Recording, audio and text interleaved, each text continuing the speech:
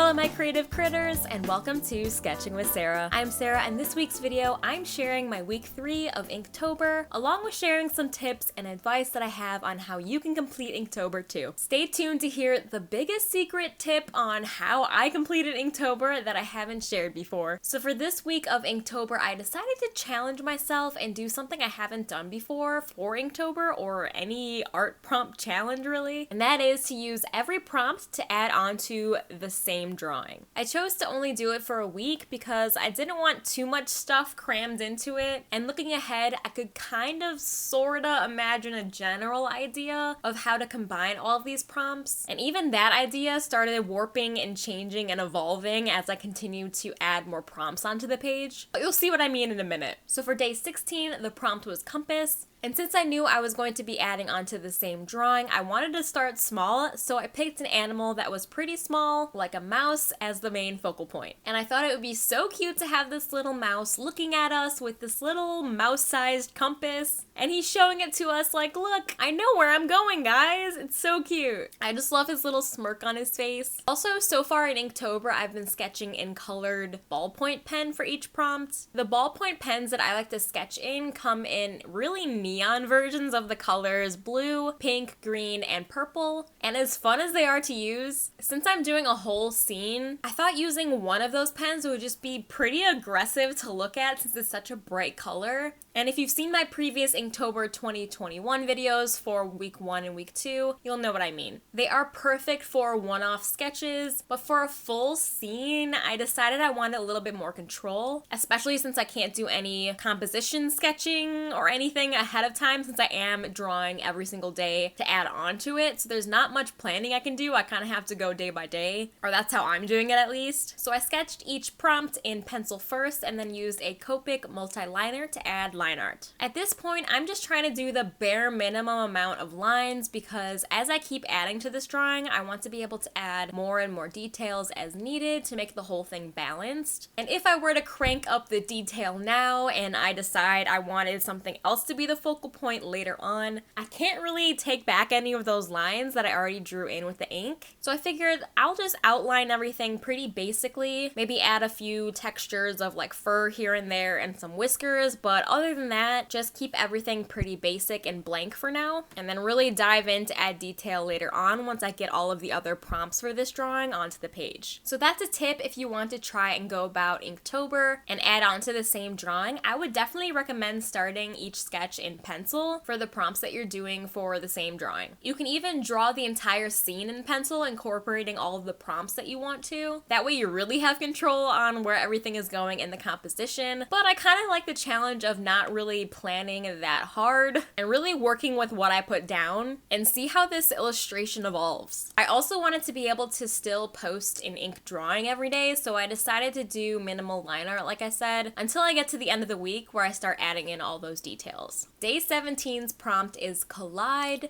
and I was struggling a bit with this prompt because at first I thought I wanted to draw like a bird colliding into a tree in the background, but I felt like it would be hard to communicate that super well at a distance, like in the background of this drawing, and I wanted to keep everything pretty close so you could see the details in whatever I'm drawing, you know? And then I started imagining what if the bird was like slamming into a window and maybe this was a cityscape where a mouse was like on the sidewalk or something with a compass. So I was kind of trying to imagine the scene that way, but I didn't feel like drawing architecture and I wanted to keep everything pretty natural, so I started trying to think of collide in different ways, and then I realized that collide doesn't necessarily mean with extreme force, I don't think. I haven't really looked up the exact definition, but from what I know of the word collide, it's really just when anything comes together, I think. So what if it's a really dainty and fragile little collision between a flower and a butterfly? I love drawing all the little tiny, delicate folds and curves in the petals and in the leaf. And after drawing this, I really just wanted to draw even more tulips, so you'll see that more later on. And I think since I ended up choosing a flower with a butterfly, now I really have the control to really keep everything at a nice worm eye kind of level, you know, and really explore things that would be very small that we wouldn't necessarily see every day. Anyway, day 18's prompt is moon, and I really wasn't feeling super creative, so I just drew a literal moon.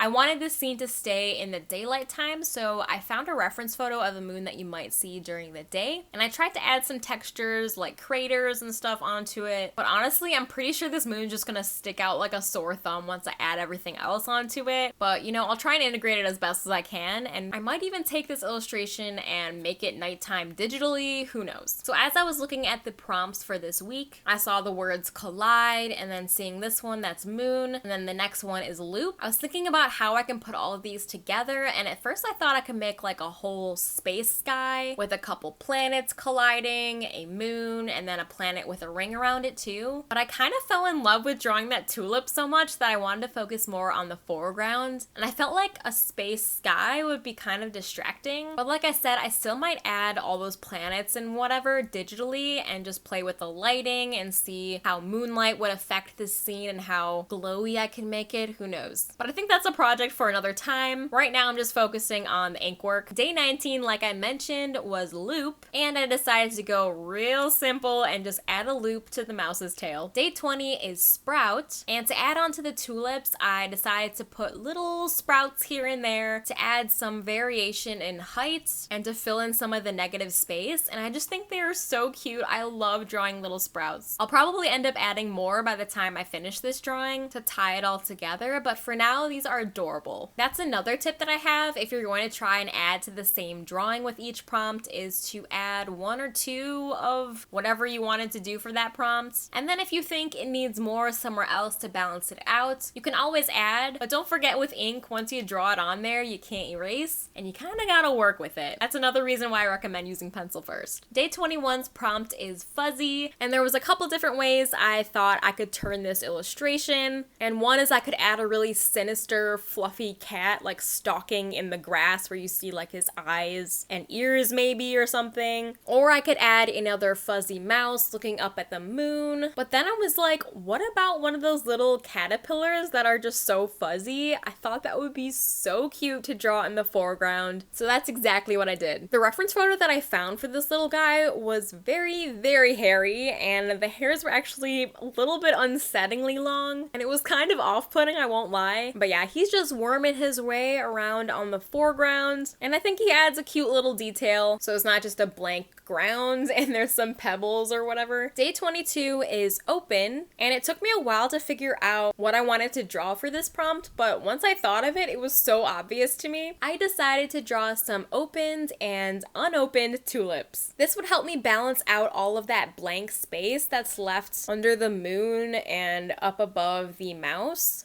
and help unify it all together. I also hate that I thought I was recording sketching those first 2 tulips, and then I just totally wasn't, so we're just not gonna talk about it. It was a bit of a challenge to try and curve and warp those tulips around the moon and the mouse so it didn't look too unnatural, but also not bump into them too much and create weird tangents. That's another challenge of trying to work around what you already drew that you can't erase. So this is also where I was happy that I used pencil first, because I was able to completely start over on a tulip if I needed to. While drawing these tulips, I was really working with the negative space that I had left, since this is the final prompt of this Inktober week for this drawing. So I wanted to resolve as much as I could and fill out whatever I could before I had to start adding more sprouts or grass or anything else to try and fill out the rest of this illustration. I also added some more loops, since I feel like I kind of took the easy way out for the loop prompt. So I added more loops in the grass to unify the scene a little bit with more repetition where it needed more texture. Then once I started inking, I really was trying to keep a minimal mindset and just get everything on the page and then go back later and add detail to bring it all together. I tried to keep all of the blades of grass that I drew in the back really light and fine in the line weight, and then the things that overlapped in front have a bit of a thicker line weight. I really like to try and keep a nice variation so nothing looks too flat, if that makes sense. After I had everything lined in ink, I went over areas that I felt were getting lost, and honestly, I could spend all day in this stage just adding more and more and more little details and textures. But for the sake of this video and for this Inktober challenge, I'm gonna stop it here for now. Another tip that I have if you're struggling to keep up with Inktober is to look ahead at the prompts that you have to do in the future and brainstorm ahead of time. I feel like the stress of coming up with an idea is enough to to make me procrastinate doing it. And I usually end up with a drawing that I don't like because I feel rushed, like I have to post it today, so I have to do it now, and I'm just not inspired. And I'm sure we've all had that kind of experience with something we've drawn in the past. But if I brainstorm ahead of time, I more often than not get really excited about the idea and I can't wait to get started. And if you want to work like me, I usually like to think about the prompt ideas that I want to go through with a drawing for the next day and try and stay a day ahead of everything. And if you think about it, they released the official Inktober prompt list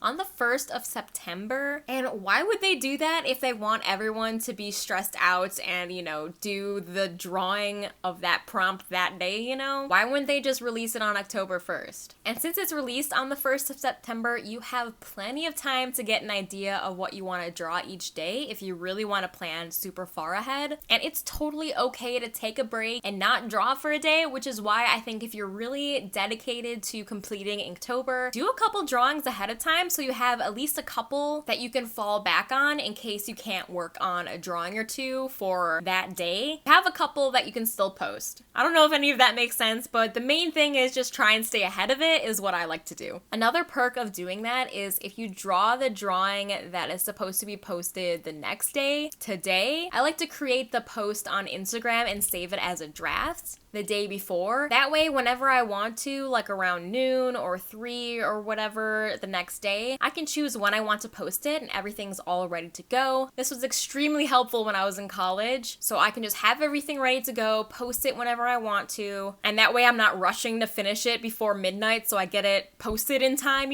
So that was super helpful, and that's another tip that I like to use as well. So I think the one tip that has made me succeed in completing Inktober 2 years in a row and going on 3 is that I try and stay ahead of the Inktober days. And that is my big secret that I don't think I've shared before on how I really keep up with Inktober and how I've been able to complete it for 2 years in a row so far. Also, doing prompts a couple days ahead of time gives me so much less pressure to work with while I draw it, and I feel like I get better drawings as a result of that because I'm not stressing out like, oh my gosh, I have to post this by midnight, or technically it doesn't count for today's prompt. And like I said, if you forget to draw one day, you're still fine because you have a drawing that you did ahead of time for that day, and you can kind of just catch up on the other ones whenever you can. So basically, the most helpful secret to completing Inktober, in my opinion, is to stay ahead.